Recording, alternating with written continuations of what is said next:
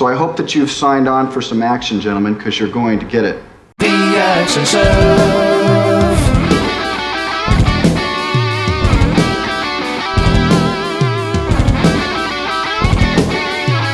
The Action Shelf.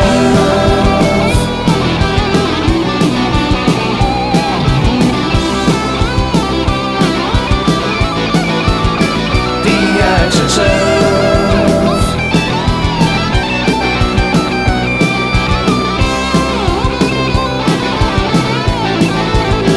The Action Shelf.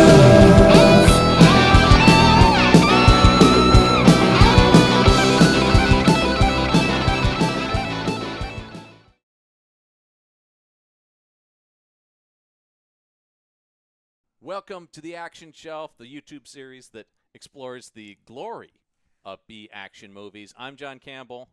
And I am Mike Gorgone. Mike Gorgone sitting in for Michael Listman this week. A different Michael altogether. Yeah, we have to swap out Michaels. Michael Listman's on assignment, as I like to say. By that I mean he was busy. Thankfully, you had a spare just sitting around. I had another Mike sitting around, yeah. Mike Gorgone's with me. So I promised that Scott Adkins movie we were going to do this month will be next month's movie. Don't worry, we're still going to watch Hard Target 2. I don't get Scott Adkins. I get something so much better. I do. For once Listman's not available for, I do want to sort of, make it for whatever the fill-in guest is. So I knew I wanted to do an 80s fantasy movie with you because not only are you a fantasy fan, but 80s fantasy movies are such a vibe. I could narrow it down even more, John. You just pick a fantasy movie released in 1982. Yeah. Specifically 1982. Well, 1982 is this, and there's a great documentary about it that was out maybe a year or two ago called Best Nerd Year Ever. And it's all about how that 1982 was this magical year for genre filmmaking. Yeah. Because you get Blade Runner, The Thing, Wrath of Khan. This is discussed in it, of course, the movie we're talking about here. And so many that even I was like, that was also 82? Because I know, like, the big ones, but you start going down the list, you're like, oh, my God, it's incredible. Yeah. All the sci-fi, horror, fantasy that was coming out in that year, everybody was just going crazy with it for whatever reason. Literally, the movie called Sword and Sorcery is released in 1982. Which is an episode that I have thought about doing as well. Oh, I'd be down. Because that would fit. But we instead are doing, and this was your suggestion, and I think very appropriate, and it was kind of always one of those that was vaguely on our Action Shelf list. Sure. This is 1982's The Beastmaster. Hell yes, the Beastmaster. What if a man was master of beasts? What if a man had animal friends, and those animal friends stole stuff and killed people for him? Now you were telling me you watched this recently. I bought the 4K of this, but I have not watched this in years and years and years. Oh, John. Yeah, when I originally pitched this, I was like, I haven't watched Beastmaster since I was a small child. Let's rewatch this, and because if I agree to talk about it on a podcast, I should maybe know what I'm about to comment on. Yeah. See, I went in purposely blind. Good. Okay, so I'm ahead of you in terms of what problematic elements you don't remember. Only childhood gauzy memories of it. Being this movie that I loved as a kid because it was vaguely like it was always like, I mean, even as a kid I knew it wasn't as good as Conan, but like it was in that dude with a sword. Yeah, for sure. And I loved anything like that. If you show me a big dude with a sword, I was like, wow, this is probably great. Oh, and this has a big dude and a sword, but that big dude with a sword also has a tiger. Yeah, that was, and I remember, and then leopard in the movie, but it's a tiger that's just been dyed black. Yeah. Oh, yes. Yeah, I did know that because of that 1982 documentary where they were talking about that. Turns out tigers easier to work with on set. Who knew? Isn't that weird? Yeah. And it is Mark Singer, who would also then go on to be the star of V. So much V. Yeah. Just forever V, that guy. He was the V guy. Yeah. That was his thing. Mm-hmm. It was this and V. Those were his big claims to fame.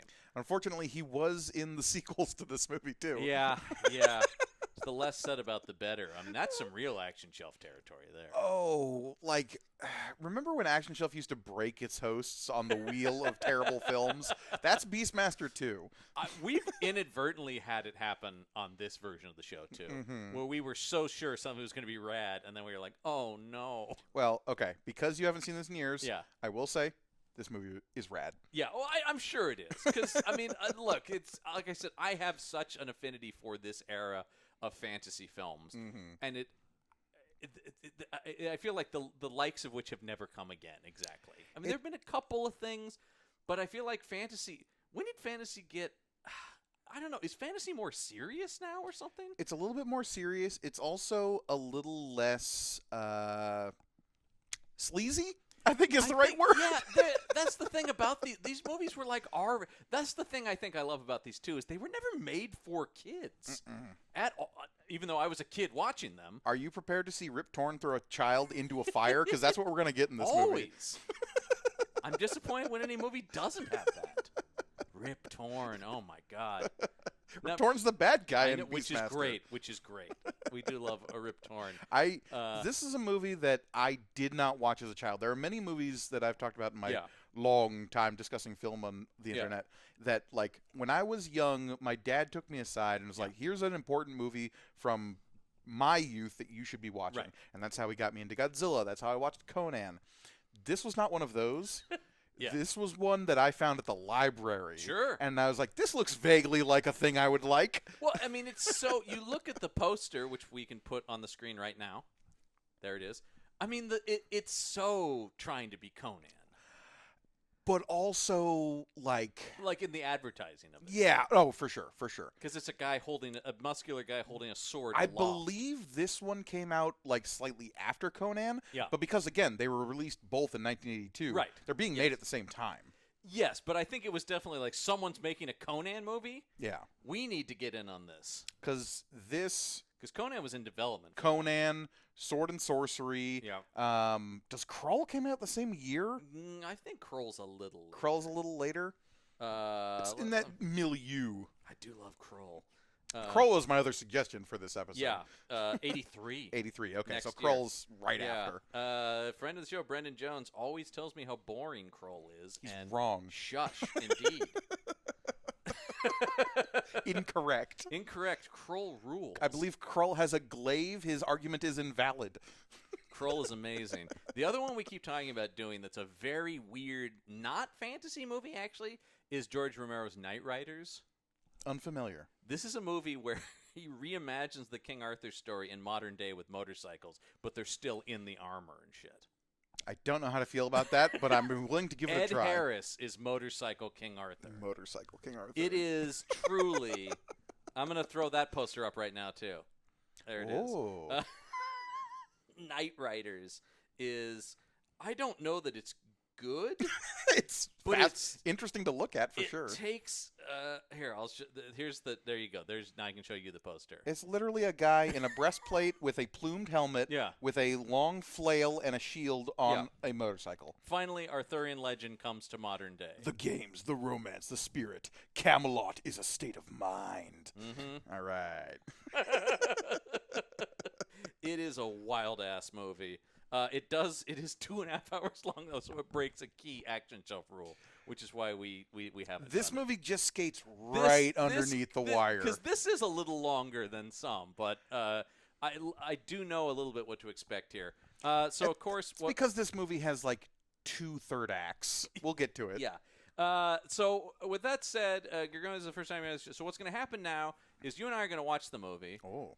And if you want to watch it along with us, you can come over to our Patreon page, which is patreon.com/punchup. That's punchup ENT. I'm sure there's a link somewhere below us at this point. It's on the screen and it's in the description as well. So don't worry, you can click on that. Come watch a movie with us. You do need a copy to watch because we can't just put the movie up. They don't like that. I believe you can get it on Tubi. You can find it on like this Pluto. Is around. This is not hard to track down. Nah. So you can watch it along with us.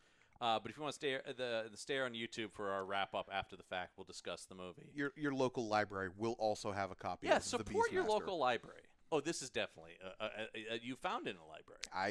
Maybe that librarian shouldn't have let me check that movie out because we'll get into it. I want to see something here, and I'm pretty sure this is true. Let me take a look at this.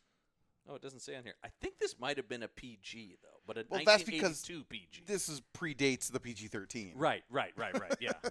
And so they were just like, oh, I guess it's fine. Yeah. Uh-huh. So anyway, we're going to watch the movie now. and then we'll come back and talk. But if you stay here on YouTube, we're going to play the trailer for the movie, which just to give you a taste. His name is Dar. He is the Beastmaster. Finally, a man has mastered beasts. All right, here we go. Without further ado, Beastmaster.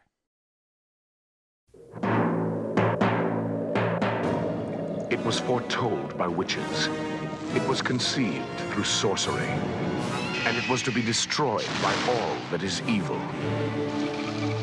But the courage of one mortal saved it. And so, into an age of darkness, in a time of mysticism, sacrifice, and plunder, there came the only light, the Beastmaster. Born with the strength of a black tiger, the courage of an eagle, the power that made him more than any hero.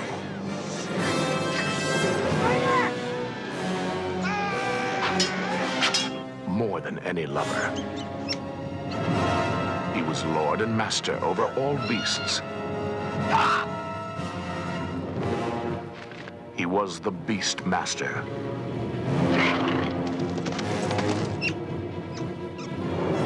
Behold the wonder, the horror, the fantasy, the challenge of the one warrior they called the Beastmaster. Mark Singer is Dar. Tanya Roberts is Carrie. Rip Torn is Mayak. John Amos is Seth. Together, they take us on a fascinating journey back into unexplored times. Conquer your fears. Face the unknown. And discover the incredible link between man, animal, and all that is phantasmagorical. In the world of Dungeons, Dragons, and Dar. The Beastmaster. The epic adventure of a new kind of hero.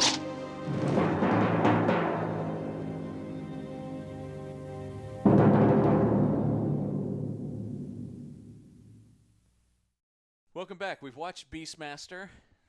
I have seen beasts that have been mastered. I will say the beasts have been thoroughly mastered. Yeah. Now, if only he could come to modern-day Los Angeles. We keep joking about that. The sequel, yeah, and what had to be a cost-saving measure. I mean, or it was the 80s and cocaine is a hell of a drug. I do think, part of me does wonder, they're like, well, Star Trek did it. Yeah. Some might argue Except- that's one of the weaker Star Trek movies. Still the highest-grossing one they ever made. That hurts me personally. You don't like Star Trek 4? Not really. Oh, Voyage Home is so funny. That's not what I'm looking for out of Star Trek, John. Double dumbass on you. I'm looking for cons and searchings for Spock. Well, no, I mean those are, but I do love 4.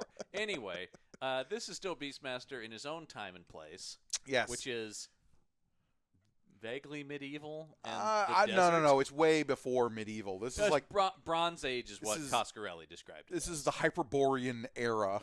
Yeah, but it's that classic fantasy thing where it's vaguely the past. Yeah, and it's vaguely British. No one in this movie speaks in a British accent. No, I guess they don't. But they all speak very heightened. Well, there's Rip Torn, who is just always like this. I mean, Rip Torn is Rip Torn. Sure. And then John Amos is like, huzzah! You know? And Mark Singer. Mark Singer's like, hooray! We were talking about Beastmaster himself, Mark Singer. Wonderful actor. Uh-huh. Dude's in crazy shape. Yeah. Looks great. Yeah. But as soon as he opens his mouth, it's not quite what you're looking for. I'm the Beastmaster. Yeah, it's just not. I honestly think that really hurt his ability as, like, action hero guy. I'm a friend to ferrets and the tiger. Yeah, that's what I mean.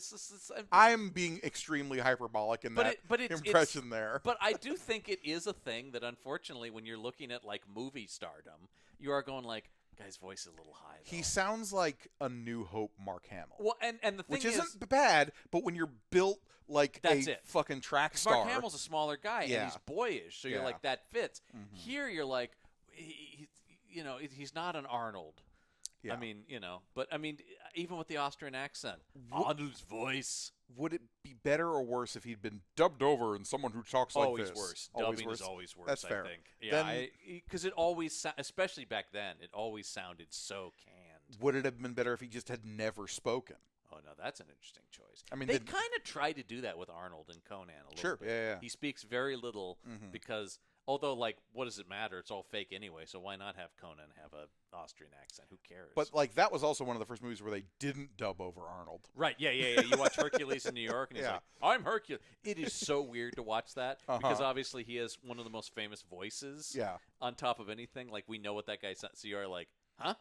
What? It's like if you dubbed over Stallone, you'd be Right. like, what? Anyway, so yeah, Mark Singer here. He plays Dar, Dar, the Beastmaster. who I want to track back to the beginning of this movie because I want to. What the fuck is his origin?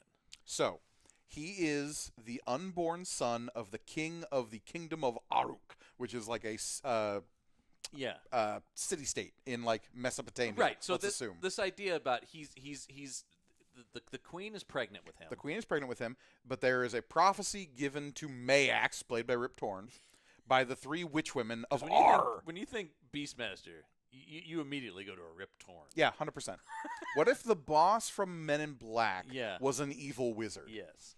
Um, And honestly, it's exactly whatever you're imagining if you yup, haven't seen it. 100%. We should say, watch this movie. This movie kind of rules. This movie rules. Like, it's not good. It's got some problematic elements because it was made in 1982. And I would say it's probably 20 minutes too long. Yeah, this for thing, sure. This thing at like 90 to 100 minutes cooks. Like I said, there's 2 third acts. That's a big problem. And if they had meshed them together to flow a little bit more He kills the seamlessly- main villain, and there's still like 25 more minutes of the movie. Yeah. That's Because the main villain didn't technically kill his dad. right, which is a mistake.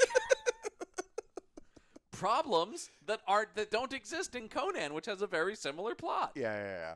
That's the thing is just. But So the king Yeah. Zed, King Zed, who is not Rip Torn, I know, which is very confusing, if you're a fan of Men in Black, I guess. which we are. Obviously. Yeah. Take one look at us. His obviously. wife is pregnant. It's prophesized that unborn child will kill Mayax, evil wizard. Right. So rather than just kill the king's wife and also the unborn child, the witch woman puts that unborn child via magic In a cow. into a cow, so Yeah. that she can then cut out that child, brand it. with this. And I then guess sacrifice I that guess child. I guess the branding was the key because I was going to say why not just get rid of the baby? Why not just use magic to get rid of the baby entirely? But I guess that part of the ceremony had to be the branding and the ceremonial. John, killing. that's not how magic works. There's so much in this movie that is like, no, that would be ridiculous. It has to be this gleep glop. Part of what I love about this movie is Yeah. that, like, internally there must be a logic for why these things are. Oh, sure, yeah. But the movie never stops to explain any which of it. actually I also love. We were talking about this. Something I love in these 80s fantasy movies that they would just throw so much crazy shit at you and be like, yeah. Yeah. And I'm and Which puts a baby in a cow. I Roll need with it. way more of that. We Yeah. live in everything now has such lore to it, Mhm. which is fine.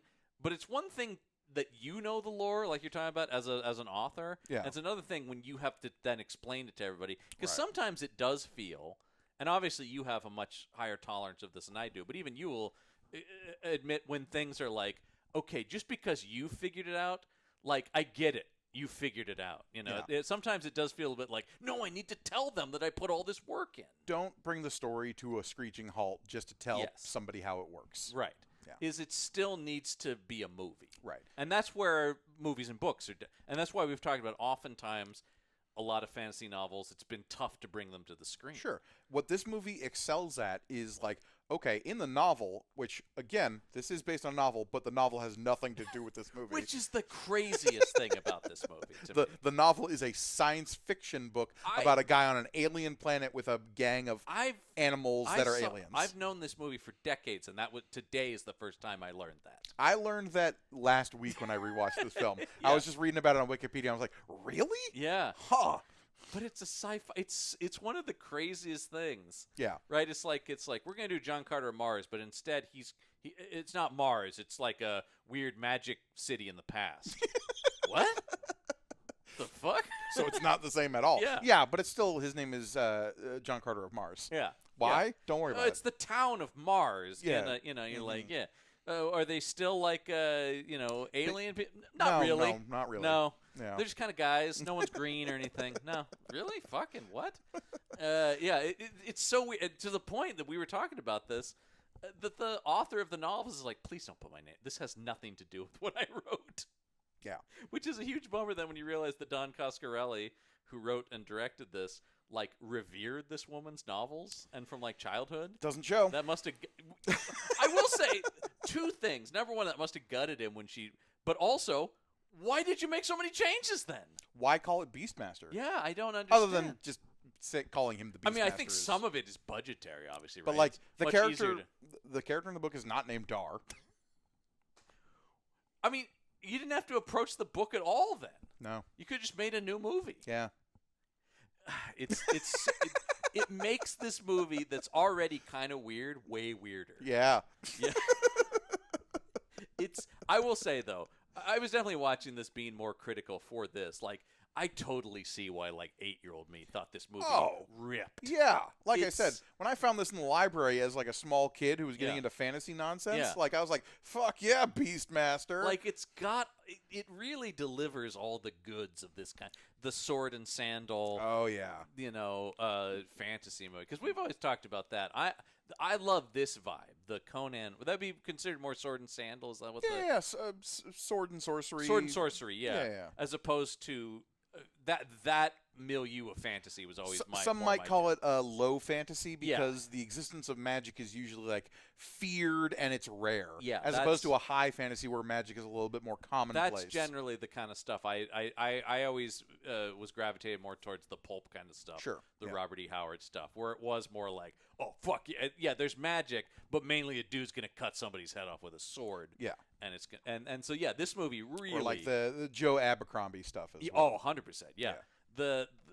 So this movie really scratches those itches. Oh, sure. And like I said, even as a kid, I knew that like Conan was better, but that Beastmaster was, and I mean, and of course, it's the thing that it has over Conan is the superhero Beasts. aspect. Oh. Well, the beast, but yes, but the beast, right? He's got abilities, he's got powers. Sure, yeah, And yeah. it really does. Conan's feel like, power is he's strong, right? It really does feel like a superhero origin story. whereas Beastmaster can like see through the eyes of the eagle, and Yeah. he's got a big tiger friend, So and he's got a couple of ferrets that are stealing stuff for him. So it was like, yeah, man, this was, I mean, I remember having a plastic sword and pretending to be the Beastmaster. Sure.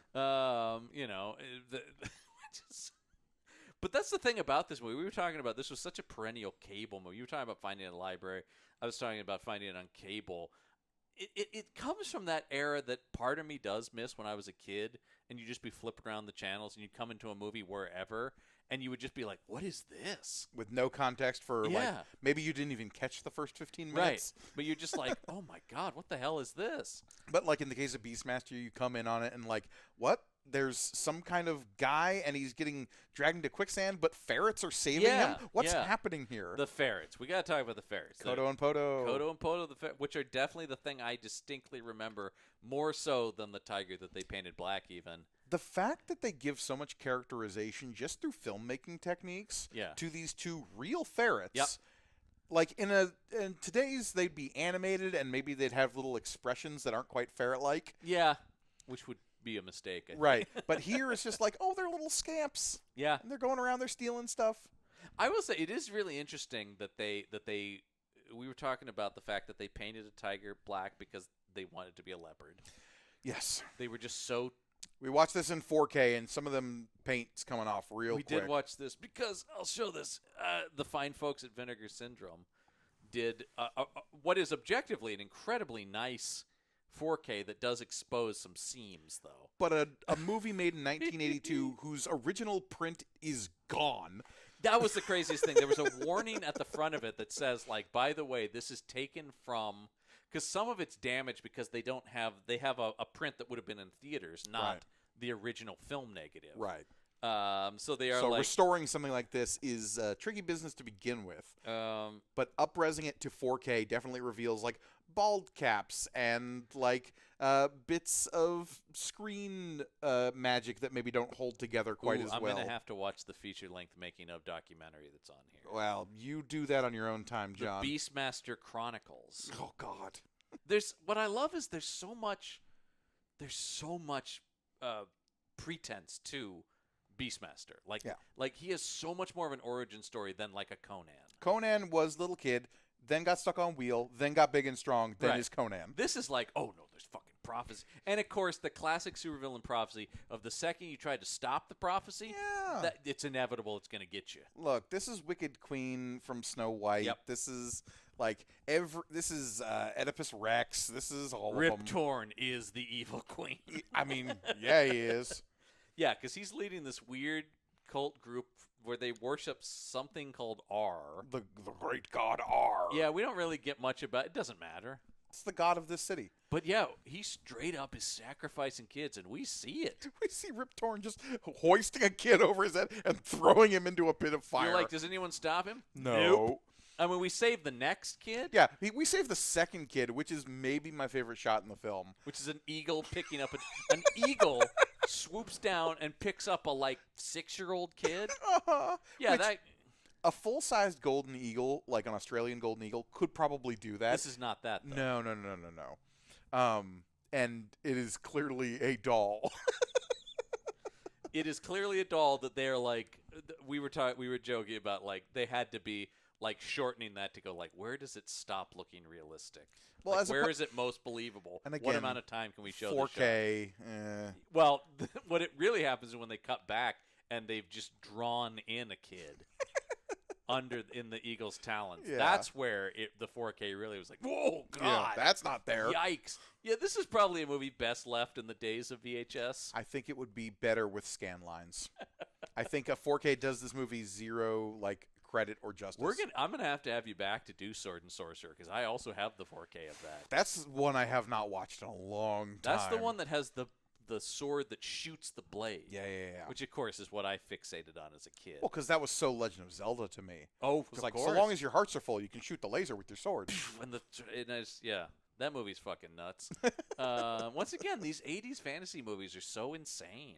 Dumb in the best way. Though. Yeah, That's yeah, the yeah. thing I was going to say about is like it's so silly, but like I'm laughing with the movie. Like it's not a spoof or campy per se, but it's not taking itself it's taking itself seriously in the right way. Insofar as all the characters who are in the film are like fully actualized in like the situation they're in, Yes. they're reacting to seriously. Yeah. The movie itself and like the premises and even some of the like beat to beat story choices are ridiculous. Yeah. But also in this straight-faced way that's like, yeah. Yeah. And that's Sure. what I love about Dungeons and Dragons. That's what I love about like the best fantasy is bonkers, Yeah. but bonkers in a sincere way. The stakes are real. That's Yeah. the thing where I fall out of it is when it starts to become like, all right, now nobody's taking this seriously. Right. Yeah. I love it's like I have to believe in the characters feel the stakes of the movie or Right. else I'm out. It's harder when you have actors who are maybe not capable of selling it, as is the case with Beastmaster some of the time. This is a real hit and miss cast. Yeah, because for every John Amos, we have Tanya Roberts. Tanya Roberts, who's fine, but is very damsel in distressy. I mean, some of it is the character is underwritten, but also you have an Yeah. actress who wouldn't be capable of doing more anyway. But also, like, is underwritten, but is also, like, half-heartedly given these backstory beats that are like, why write that in if you're not going to do anything with it? They Yeah. reveal that she's part of this, like, ancient warrior sect, and then nothing comes of it. That's a big problem. Like, she has a couple of fight moves. Like, she lights a guy on fire, but then it's Dar who kicks him. Or she, like, kicks a guy in the nut, but then it's John Amos who knocks him out. Yes, John Amos playing Little John from Robin Hood. She frees her little cousin Tal from the evil wizard with, like, a whip thing, and then the bad guy gets away. Yeah. like I don't know, every Honestly, action move I'm of gonna hers s- is undercut. As much as I do think she's the worst Bond girl, I think she kicks more ass in View to a Kill. Oof. And Oof. she doesn't kick a whole lot of ass in that movie. No, but yeah. like admittedly, I don't have the Bond movies living as evergreen in my mind as you. Mhm. So like I cannot immediately bring to mind what she even does in that film. Here's the thing. Her name is Stacy. I can't. If I could have pulled that out, that would have been impressive. Stacy Big Bazoombas. I mean, yeah. Unfortunately, because like there is a gratuitous nudity thing, and that was kind of what it was. And I think, to make it less creepy, I think she was totally cool with that, and she was very willing to do the nudity, from what I gather. The gratuitous nudity that is in this, sort of every movie then was like great. I will say this much, like as far as action shelf goes. Oh yeah, there's no gratuitous rape in this film, so that's something. yeah, we're not watching a Death Wish movie. I'm just saying it has happened on this show before. Oh, has it ever? And sometimes it really sneaks up on you. And like, there's not an over amount of groping. There's not the too weird bad. scene between her and Dar when they first meet. Which is, I would say, like a little icky. They're meet cute. Yeah, it's kind of icky. Yeah. It's not overtly like Jesus. It's Because more like he tricks her into "Oh." like fearing for her life. Yeah, so that he can be like, stay close to me. And also, you owe me, so now I'm gonna kiss you. Yeah, which once again, yeah, I'll stick by. It's a little icky. It's. I'm not sitting here like sometimes on the show where I am going like, holy God, in what world? But this one's more like, ooh, I wish they didn't do that. Yeah.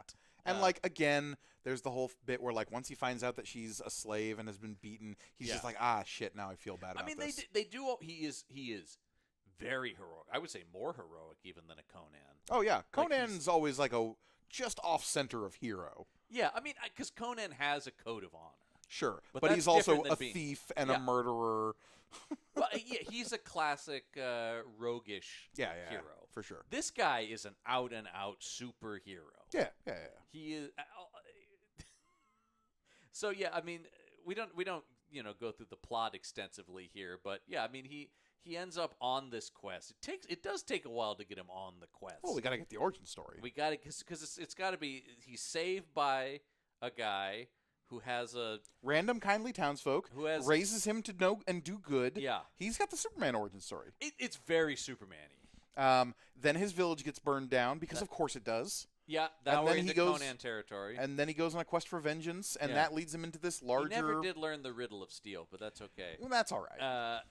He He also doesn't know what is best in life, but No. that's okay too. Conan, what is best in life? Dar, what is best in life? I don't know. Beasts. Yeah, beast. But like, he's also like when we see the thing about this is, and I kind of wish the movie had done more with this, and I feel we could because we're us, we could not start imagining what like a reboot of this would look like. I think a bigger part of it would be and keep this a secret, right? Because people will be afraid of you. The only thing we get like a callback to that for is when the king finds out that he's a Beastmaster. Right. The king is like, "Ugh, you talk to animals? Get the fuck out of but here!" I wanted a little bit more X-Men-y, like Yeah. you They know. will hate and fear you for your magic. Right, or like discovering that other people have been persecuted for their abilities in some way. Or like a thing could be that the villain that not only is maybe not just his prophecy, but like what is his name? Mayax? Mayax is killing anyone with abilities or something like that. Or maybe Mayax is also a Beastmaster. Beast fight. Mm-hmm. No, we can't have animals fighting. No, that's bad. That's bad. I don't know if he had an evil tiger and he fought Beastmaster's tiger But- at the end of the movie. That leads us down the path of like animal abuse and like. I Well, don't know. this is a world of CG animals. Sure. But, you know, anyway, you make it clear that the tiger was evil. Yeah. You give him shifty eyes. While we were watching the movie, my constant refrain was like, "Boy, I hope all these ferrets made it." I don't think they all did. We learned that there were 25 ferrets 25 used ferrets. in the making of this film. Because, as stated in the trivia, ferrets are not trainable. Yeah, you So they just were gotta just like, I don't know, this one's out of gas. you gotta sprinkle food someplace, Yeah. and they'll go there I think sometimes. it really was like, this one's too tired now, throwing another ferret. I mean, in the 4K, attentive viewers would probably be able to tell the difference between all the ferret patterns. I wasn't paying that close no, attention. and I mean, look, I guess I'm a ferret racist. They all look the same to me. John, come on. All ferrets look alike. How dare you? Prove me wrong. I'm going This on guy. college campuses This now. guy, can you? Yeah. Ugh. Yeah, I know, right? Yeah, the ferret. We just lost the ferret audience. Hey, ferret audience, Yeah. I'm on your side. I'm an ally. I do love a ferret, and I these are some great ferrets. I mean, I love all the beasts that he's master of. The eagle, the tiger, or Who's a sorry, leopard? the leopard. It's a tiger. I mean, there are particularly in the 4K, there are so many things where either the paint is coming off, or you can just really see the stripes through it. Like there's paint on it, but that's clearly the stripes of a tiger. And we were saying, why isn't it just a tiger? Because tigers are cool too. Yeah, tigers are awesome, but I swear this is just Coscarelli being like, but that's not my vision. Yeah. I saw a giant black cat. That's what I want. Like this one. Yeah, this one. Yeah, he's don't get it in his head. This ain't paint though. No, he's really that color. He's got his tuxedo on all the time. He's a fancy boy. Mm-hmm. So I mean, he does sort of he not. I like the idea that he builds his party of beasts and then his party of people. So he's the ranger. The tiger is the fighter. Obviously, our ferrets are the thieves. Yeah. And what does that make the eagle? I guess it's the cleric because he's the god of the weird flesh bird people. Yeah. Oh yeah. Yeah. Yeah. Let's talk about the flesh bird people. The fuck is that? Don't worry about it. It's a fantasy movie made in the 80s. That's what it is. He's walking along one day and he's like, "Hey, weird glowy tree, what's up there?" And it's like, yeah, they're like bird people. Extras from some kind of like Clive Barker film. I'll put it in the I'll put the picture in right now. It's real nightmare fuel. They've got like no face but for the eyes. Yeah. They got these fleshy wings, and they walk around all scrunched up like this, and they slowly waddle forward, and then when they get you, and they grab you, and they hold you, and then they cover you in goo, and then you turn into bones. Yeah, and they eat you? They put you in soup? They did have a big pot with soup, I guess. Yeah. So maybe that's their preferred method of eating. Delicious. But if they're gonna eat it raw, like they can go al dente. and this happens like a half hour into the movie, and you're like, what the fuck is this? And then you got to wait another, hour 20, and then they come in and save the day at the end. Whether or not it's like wasted screen time is a matter for debate, but like this movie doesn't actually waste anything. Things come around. It's just weirdly structured. It's not so much that like everything for the most part comes around, except for you, of course, and your very valid point about why can't he control horses, because that would solve a lot. Yeah, that would solve a lot of problems. Like the villains are always riding at them on horses. Couldn't he just like horses stop and they would get thrown off or whatever? Or like horses kick this guy to death. Yeah. No, we gotta wait for a John Wick movie. Yeah. Which is still one of the greatest things I've ever seen in a film. Is him using a horse as a weapon. But You just gotta cock that horse. yeah. Hold on. This horse needs to be reloaded.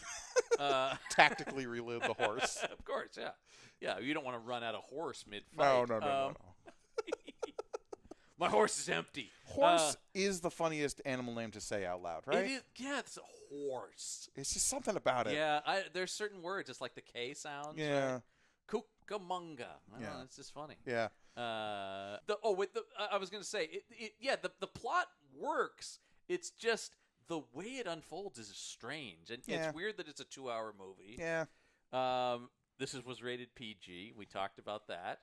A lot of people die, including just a field of impaled people. Yeah, but it's nothing like truly gruesome. No. It's a lot of like blood smeared on faces and bodies with sticks that are like probably just next to them. Well, because the second Conan movie, The Destroyer, was PG, which is a big problem with it. Yeah. Because people who really like that first movie were like, Conan the Destroyer has Secret of the Ooze problems where the Big Ninja time. Turtles don't use their own weapons. Well, it has similar problems where they're like, hey, kids like that. Yeah. Kids want to see this, so they're like, great. And then you're like, yeah, but now you've lost the adult audience who liked that it was gritty last time. Yeah.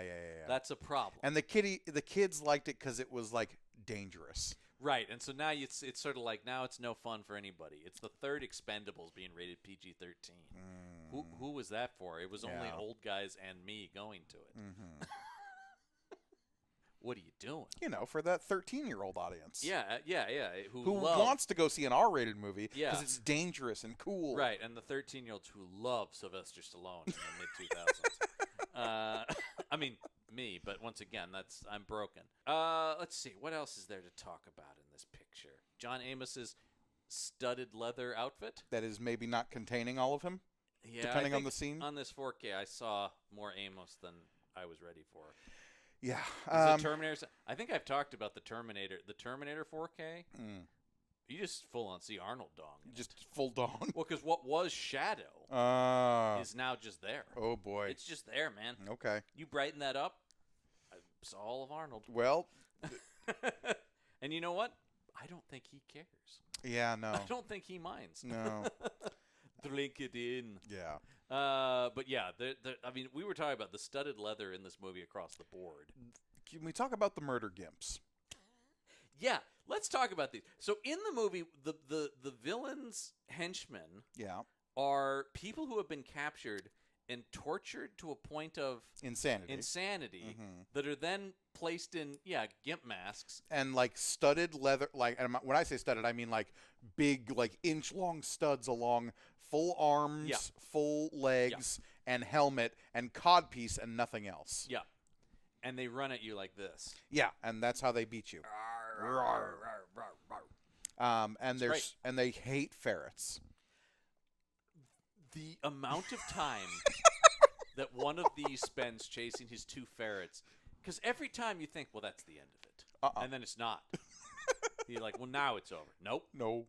I gotta say, this movie is very in love with itself in a way that I find kind of endearing. Absolutely. That it's just like, this is a great idea, so we're gonna show a lot of it. What if this murderous gimp is chasing ferrets for like a solid 10, 15 minutes? And you just get the sense that no one loves this movie more than Don Coscarelli. Like he's just watching it going like, oh yeah, no, don't cut any of this. It's all there, baby. Like someone had to talk him out of a 3-hour cut of this movie, probably. Oof. It's already too long. Yeah. Although I will say, not a whole lot is given to character. No. Like, everyone is given enough character. Like, but Dar is hero guy, and that's what I mean. It's John like, Amos is like, oh, I want what's best for the kingdom. But is also like, ha ha ha, sidekick guy, right? And Kiri is like, I'm damsel in distress. And the boy. And the boy who's also there. What's his name? Tal. Tal, that's it. Who's technically Dar's brother, but they never really what I acknowledge love is that. It's like Dar and Kiri and Tal and Seth. And Zed. But just the idea that it's the people always talk about it's the Game of Thrones thing, right? You know, Ned. Yeah, Daenerys and Tywin and Tyrion and Ned and Jon and Rob. Well, but it has two B's, so it's it's fantasy. That means it's fantasy. Yeah. Yeah. I mean, and that's the thing with this Maax. Mayax. Please. Sorry. Be respectful Mayax. of the priest of Ar, who is Mayax. He's a letter away from Malox. That's all I know. As opposed to the like final bad guy of the movie, the head of the Juns. Yeah, the Juns, who we were like, they're just wandering bad guys, I guess. They're the Huns if you move the letter on the keyboard one over. We were joking about he just was like Hans. He's like, no. Juns. Juns. He looked one letter over and was like, they're a rampaging horde who ride horses. Yeah. Like, come on, they're the Huns. And the main one has bat wings on his helmet. Yeah, we never get a name for him. But I got to assume it's like up being Ferdinand. The final battle of the movie. Yeah. Because he killed his... Max. Yeah. Is already dead. Yeah. Due to ferret death. I do love Rip Torn before he falls in the fire. When he just gets stabbed, and he does do like ooh, that was bad. I did just get stabbed in an internal organ that I might need for later. I just love the quick reaction of like, yikes, that's not going to go well for me. And even as he's like stumbling for the move to get Dar at the end there, he's got blood coming out of his mouth. He's not going to make it. I do love him coming with the knife raised over his head and blood just pouring out of his mouth. Yeah. Take the kids. Yeah. I think movies like this are... people always talk about Temple of Doom as the movie that was like, all right, we need a middle ground rating. This movie probably contributed some to that too. I think there were a lot of movies in the early 80s that did that. The creation of the PG-13 is one of the few things that the MPAA did get right. Yeah.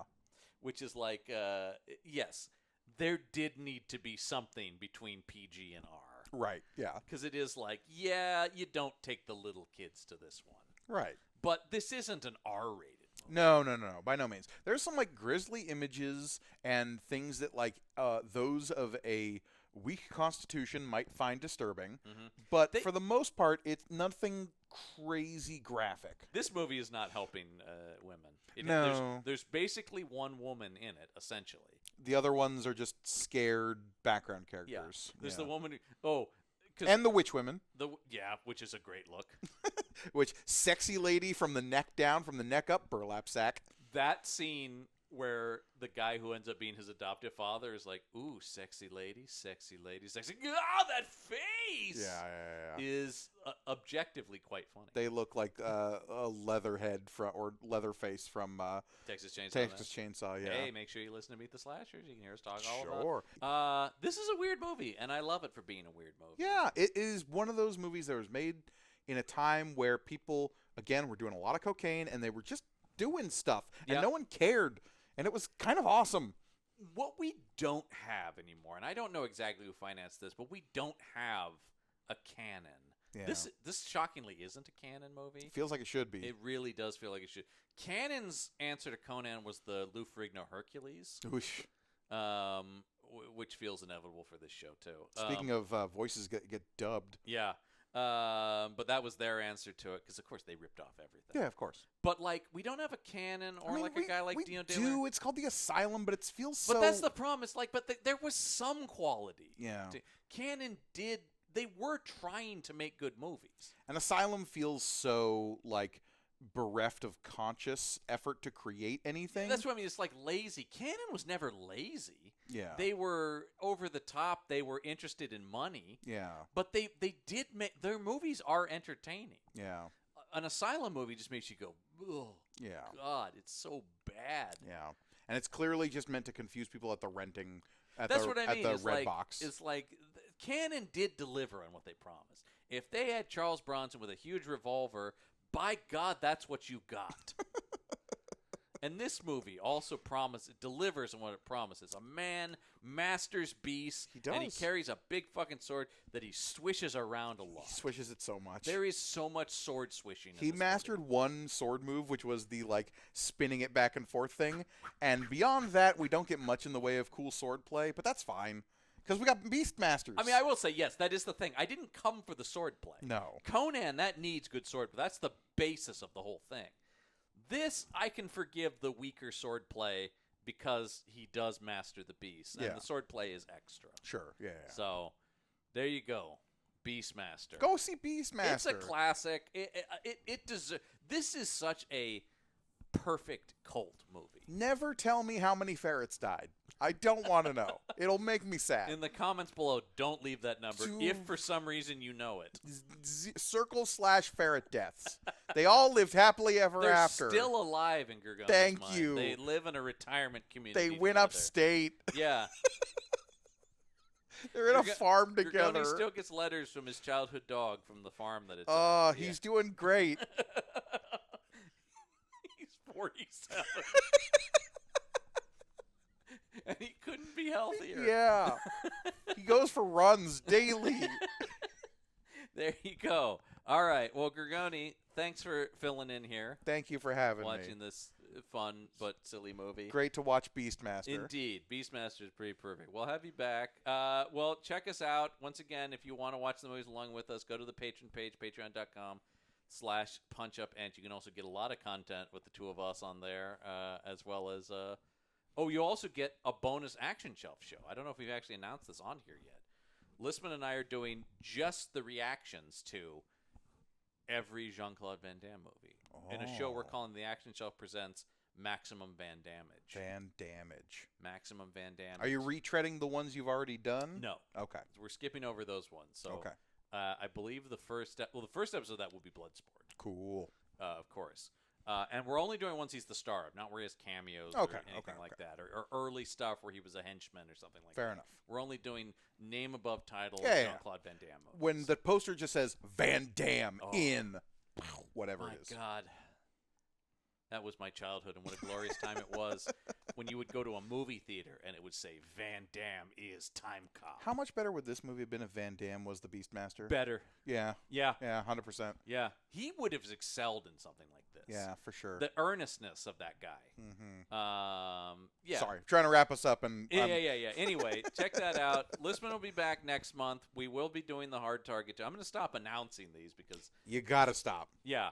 But we will be doing that simply just to make up for that. I did promise that on the Sure. last one. We are doing Scott Adkins in a sequel to a Van Damme movie, Hard Okay. Target 2. Yeah.